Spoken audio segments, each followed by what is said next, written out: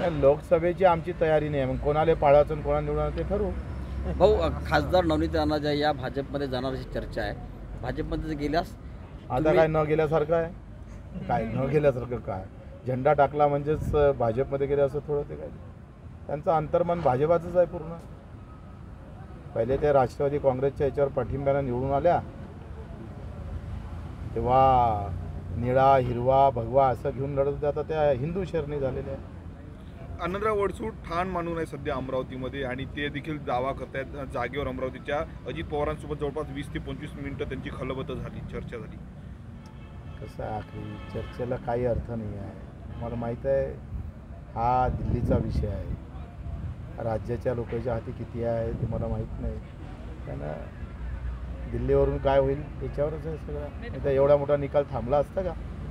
तुम्हाला काय वाटतं? कोर्ट जर थांबतं इथं या देशातलं, तर काय राहिलं काय लोकशाहीमध्ये जिवंत काय? देश विदेशातील प्रत्येक घडामोडींचे लाईव्ह अपडेट मिळवण्यासाठी आता साम टीव्हीच्या सर्व सोशल मीडिया प्लॅटफॉर्मला लाईक, फॉलो आणि सबस्क्राईब करा. तसंच सर्व नोटिफिकेशनसाठी बेल आयकॉन प्रेस करायला विसरू नका.